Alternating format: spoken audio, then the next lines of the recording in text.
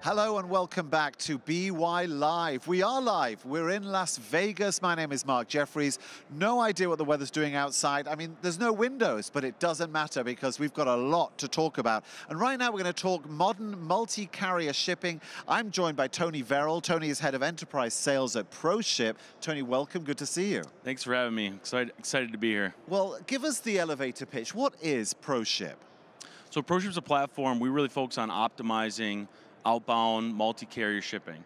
So a retailer, manufacturer, 3PL would use our software to be a conduit for their carrier partners, focusing on optimizing every single package going out the door, no matter the destination. Got it.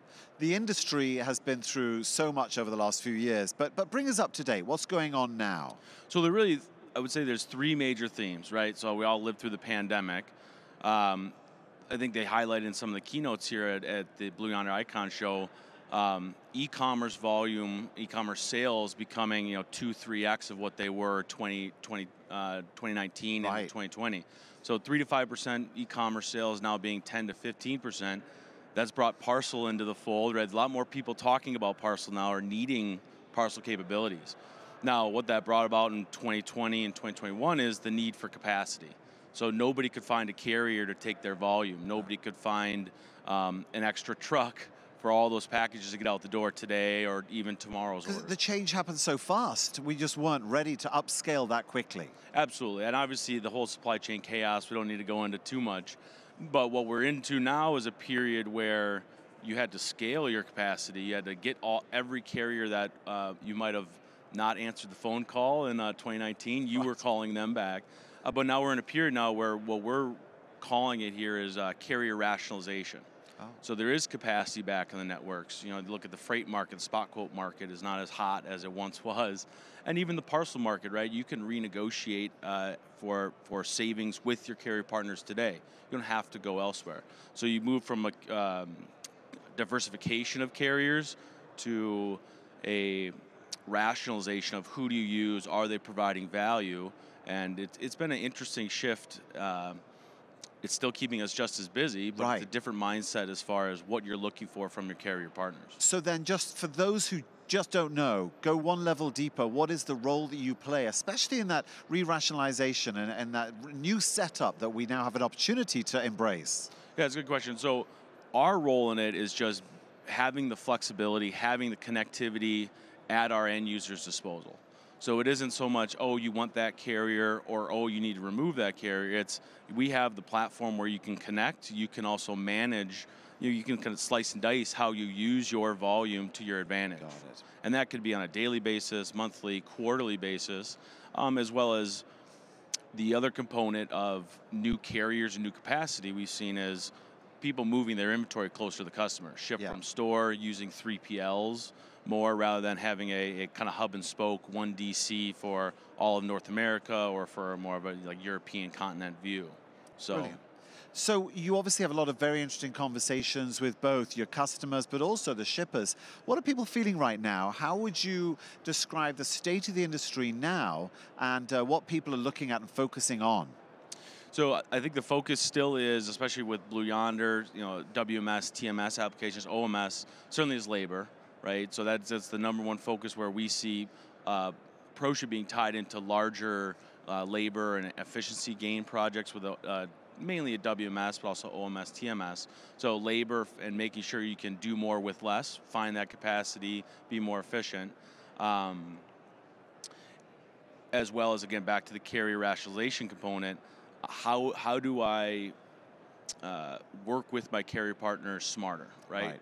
And so there has been a little bit of a contraction, if you will. Not so much, there's still things busy, but I think the overall theme that we've seen is there's a lot of momentum over the pandemic, people coming out of the pandemic knowing they need to renew their supply chain, transform, and modernize.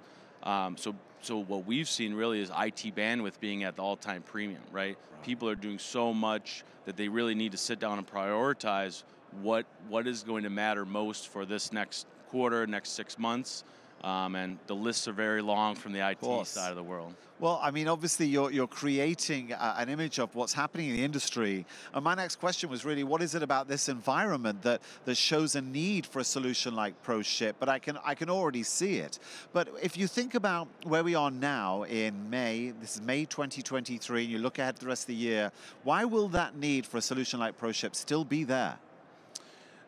There never is a dull moment in shipping, right? So rules are always changing. Carrier regulations are changing. As you may do a project with a WMS, OMS, you may move around inventory, gain those efficiencies. An add-on software like ProShip, typically end of line or more, printing a label, the sexiest thing in a warehouse, right? Great. Those are going to be trailers, right? So you already have the momentum of a larger host system going in. We plan to be just as busy next year and the year after that.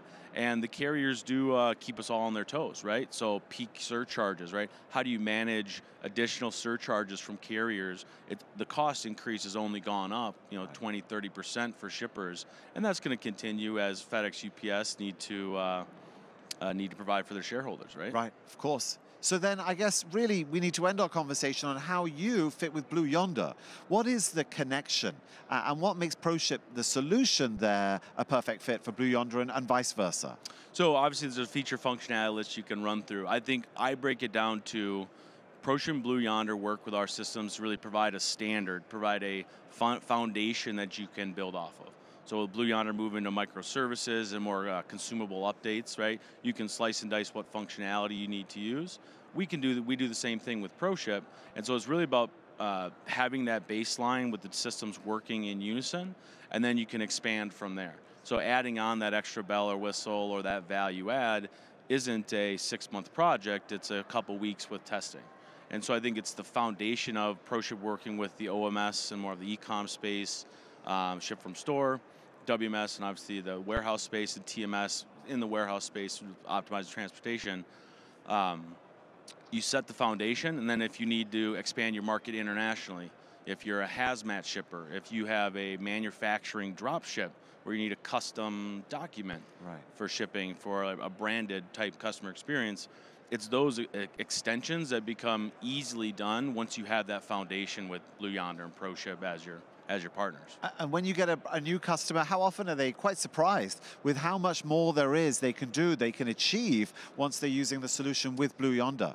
It is pretty interesting, and our inside sales team, our sales team loves that, loves the opportunity, because it typically is the initial project. There's 3 to 5 additional use cases that don't necessarily get uncovered in the initial requirements gathering process. So typically within 18 months of a go live, there's some sort of add-on to the software. It's a carrier, maybe it's a feature enhancement, but there always is something more to be done. Right. And it's the snowball effect, right? You get efficiencies in your warehouse. Well, what happens in the back office? You get efficiencies in your stores. Well, now how are you setting your customer expectations? So there is always another conversation to be had.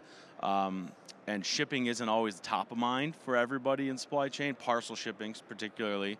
But it's become more important, right, with the e-commerce sales being where they're at now. Absolutely. Tony Verrill, thank you so much. Fascinating look at what ProShip is up to. And thank you for watching. We'll be back soon with more BY Live.